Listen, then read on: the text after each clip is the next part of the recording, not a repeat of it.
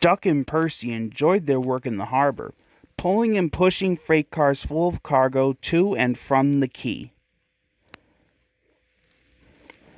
But one morning, the engines were exhausted.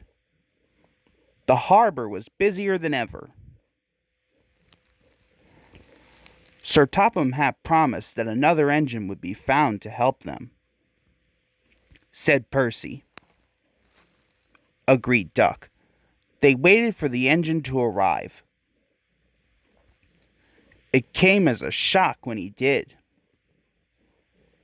squirmed Diesel in his oily voice. The two engines had not worked with Diesel for a long time.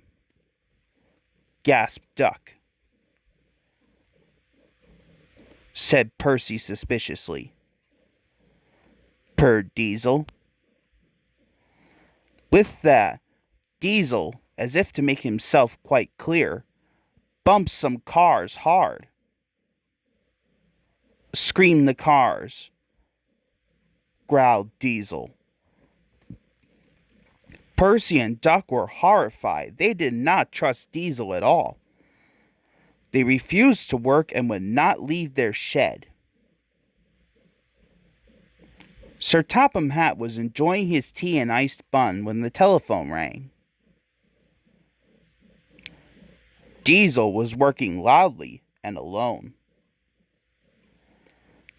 Cargo lay on the quay. Ships and passengers were delayed. Everyone was complaining about Sir Topham Hatt's railway. Percy and Duck were sulking in their shed. Demanded Sir Topham Hatt. Said Percy nervously. Added Duck. Replied Sir Topham Hatt. Percy and Duck went sadly back to work. Next morning, things were no better.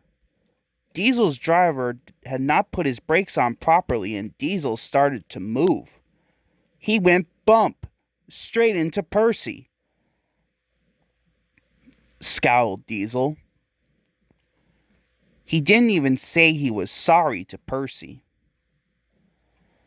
Later, Diesel bumped the car so hard that the loads went everywhere.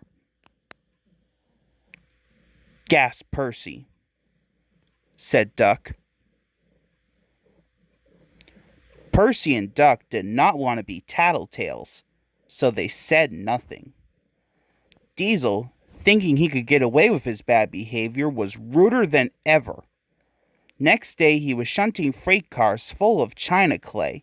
He banged the cars hard into the buffers, but the buffers weren't secure. The silly cars were sunk.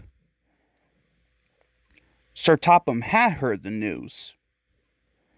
The cars were hoisted safely from the sea, but the clay was lost.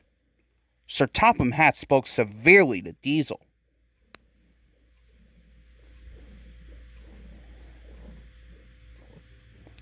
Replied the engines.